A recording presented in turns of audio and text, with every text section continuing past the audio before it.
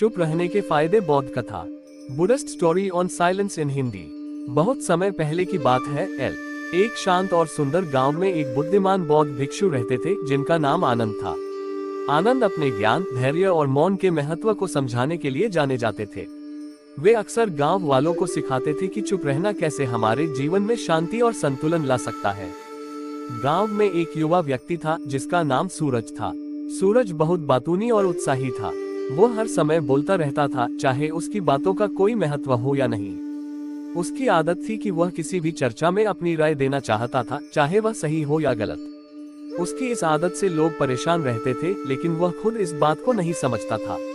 एक दिन गांव के कुछ लोग आनंद के पास आए और सूरज की आदत के बारे में शिकायत की। आनंद ने मुस्कुराते हुए कहा, मुझे सूरज से बात करनी होगी। अगले दिन आनंद ने सूरज को अपने आश्रम में बुलाया। सूरज खुशी खुशी वहां पहुंचा और बोला, गुरुजी, आपने मुझे बुलाया। आनंद ने धीरे से कहा, हाँ सूरज, मैं तुम्हें एक कहानी सुनाना चाहता हूँ, क्या तुम सुनोगे? सूरज ने उत्सुकता से कहा, जी गुरुजी, मैं जरूर सुनूंगा। आनंद ने कहना शुरू किया, बहुत समय पहले की बात है।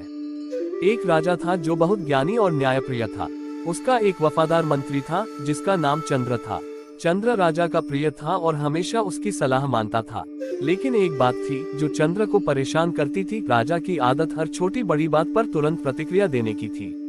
राजा को बोलने की आदत थी, चाहे वह आवश्यक हो या नहीं। चंद्र ने सोचा कि राजा को चुप रहने के महत्व के बारे में सिखाना चाहिए। एक दिन चंद्र ने राजा से कहा, महाराज, मैं आपको एक महत्वपूर्ण बात बताना चाहता हूँ। राजा ने कहा, बिल्कुल, बताओ चंद्र। चंद्र ने कहा, महाराज, क्या आप जानते हैं कि मौन में कितनी शक्ति होती है? कभी कभी चुप रहना ही सबसे बुद्धिमानी होती है। राजा ने इसे हल्के में लिया और कहा, मैं समझता हूँ, लेकिन मैं तो राजा हूँ, मुझे बोलना ही पड़ता है। चंद्र ने राजा को एक परीक्षण की सलाह दी। उसने कहा, महाराज, आइए एक सप्ताह के लिए एक प्रयोग करें। इस दौरान आप केवल तभी बोलेंगे जब बिल्कुल आवश्यक हो। देखें कि इसका क्या परिणाम होता है। राजा ने चंद्र की बात मान ली और परीक्षण शुरू हो गया। अगले कुछ दिनों में राजा ने पाया कि जब वह कम बोलता है तो लोग उसकी बातों को अधिक गंभीरता से लेते हैं। उसने देखा कि उसकी समझदारी और निर्णय लेने की क्षमता बढ़ रही है। राजा ने महसूस किया कि जब वह चुप रहता है तो उसे सोचने और सही निर्णय लेने का अधिक समय मिलता है। वह अपनी गलतियों को भी बेहतर ढंग से समझ सकता था। इस प्रयोग के अंत में राजा ने चंद्र को बुलाया और कहा, चंद्र, तुम सही थे। चुप रहना वास्तव में बहुत महत्वपूर्ण है। इससे मुझे शांति और संतुलन मिला है। चंद्र ने मुस्कुराते हुए कहा, महाराज, ये सच है कि कभी कभी चुप रहना ही सबसे बड़ी बुद्धिमानी होती है। मौन में शक्ति होती है और यह हमें आत्मसंयम और समझदारी सिखाता है। सूरज ने गहराई से सोचा और फिर आनंद की ओर देखा। गुरुजी, क्या आप कहना चाहते हैं कि मुझे भी कम बोलना चाहिए और चुप रहना सीखना चाहिए? आनंद ने धैर्यपूर्वक कहा, हाँ सूरज, चुप रहने से हमें कई फायदे मिलते हैं। जब हम चुप रहते हैं तो हम अधिक सुन सकते हैं, अधिक समझ सकते हैं और सही निर्णय ले सकते हैं। इससे हमारी सोचने की क्षमता बढ़ती है और हम आत्मसंयम सीखते हैं। सूरज ने सोचा और फिर धीरे धीरे कहा, गुरुजी, मुझे समझ में आ गया है। मैं अपने बोलने की आदत को सुधारने का प्रयास करूंगा और अधिक चुप रहने का अभ्यास करूंगा। आनंद ने संतोषपूर्वक मुस्कुराते हुए कहा, ये तुम्हारे जीवन के लिए एक महत्वपूर्ण कदम है सूरज। याद रखो, मौन में शक्ति होती है। ये हमें आत्मसंयम, धैर्य और समझदारी सिखाता है। सूरज ने आनंद के पांव छूकर आशीर्वाद लिया और संकल्प किया कि वह अपने बोलने की आदत को सुधारने का प्रयास करेगा। उसने अपने शब्दों का सही उपयोग करने और सोच समझकर बोलने का अभ्यास शुरू किया। धीरे धीरे उसकी जिंदगी में बदलाव आने लगा।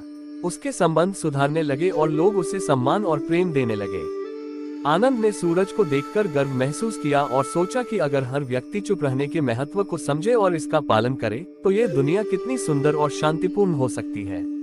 चुप रहने के फायदे को पहचान कर सूरज ने अपने जीवन को सकारात्मक दिशा में बदल लिया और एक नई शुरुआत की। इस प्रकार आनंद और सूरज की कहानी ने गांव के लोगों को चुप रहने के महत्व की महत्वपूर्ण शिक्षा दी। सभी ने मिलकर यह संकल्प लिया कि वे अपने शब्दों का सही उपयोग करेंगे और मौन का पालन करेंगे। इससे गांव में शांति, समझदारी और संतुलन का वातावरण बना। सीख, इस कहानी से हमें ये सीख मिलती है कि चुप रहने में बहुत शक्ति होती है।